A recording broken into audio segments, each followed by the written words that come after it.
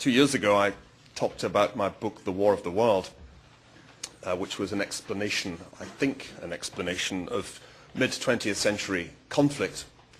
One of the arguments that I made was that there were three things that determined the timing and location of extreme organized lethal violence in the mid-20th century.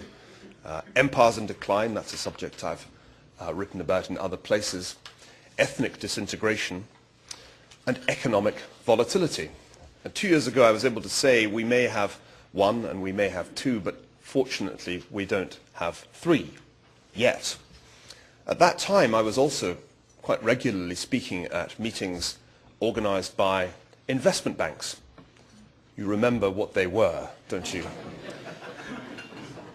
And the theme of my talks in mid-2006 and early 2007 was the possibility, indeed the probability, of a liquidity crisis striking highly leveraged financial institutions and causing the kind of financial crisis that hadn't been seen in more than a generation.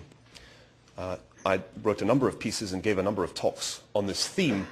What most impressed me was the extreme reluctance of anybody in the financial world to take this scenario seriously. At that time, 2 years ago, the conventional wisdom on Wall Street and in the City of London was that we were living through what Ben Bernanke called the Great Moderation, the death of volatility. Risk had been allocated to those best able to bear it. This time it really was different. And my approach to the problem was to say, financial history will prove you wrong.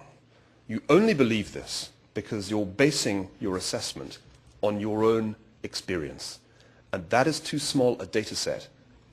Even if you've had 25 years on Wall Street, you cannot imagine what it might be like if a really big liquidity crisis struck.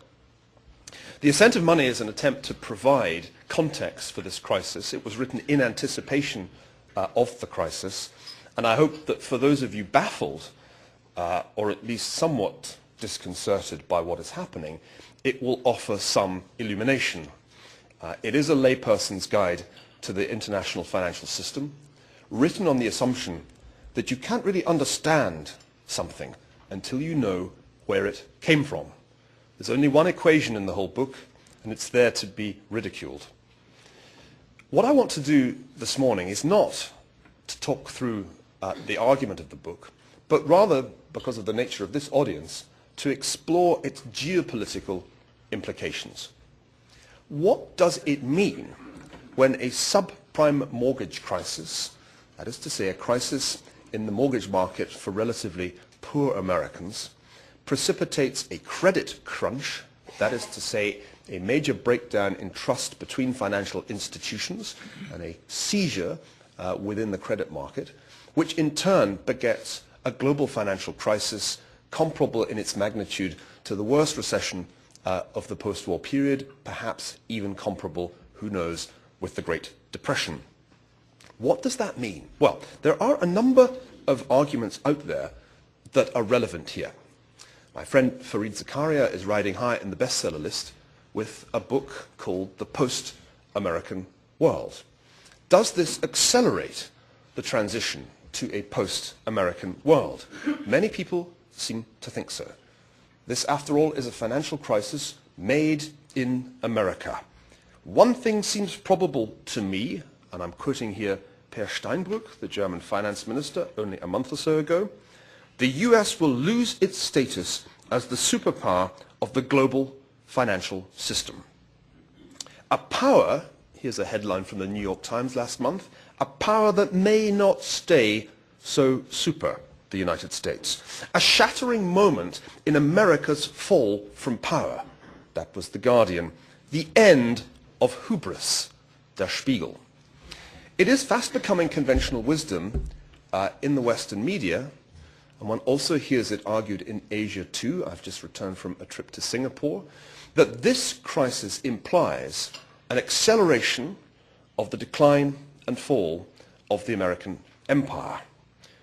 Richard Holbrooke, only the other day, published an article in Foreign Affairs in which he argued and I quote, "There is one pattern that comes very close to being a law of history. In the long run, the rise and fall of great nations is driven primarily by their economic strength. Rome, Imperial China, Venice, France, the Netherlands, Portugal, the United Kingdom all had their day, and their international decline followed inexorably from their economic decline." This, of course, is the legacy of Paul Kennedy's great book, The Rise and Fall of Great Powers, a book that I very much admire but have had occasion to disagree with over the years.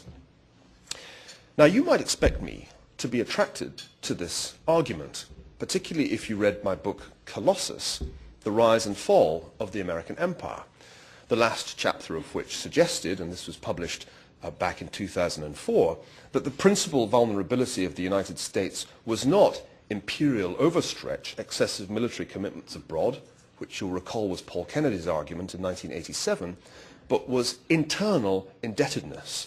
The fiscal deficit, the current account deficit I suggested in 2004 were among the three deficits that were likely to undermine the American empire. You'll remember the other deficits were the manpower deficit, the chronic inability of Americans to export people, which is a major problem if you're trying to run a global empire, and of course the attention deficit, which has plagued all American interventions overseas with a very few exceptions. However, I'm going to argue somewhat paradoxically this morning that the credit crunch, global financial crisis, or Great Depression, whatever you feel like calling it, that this great economic shock does not necessarily reduce the power of the United States. It may, in fact, have the opposite effect for the simple reason that power is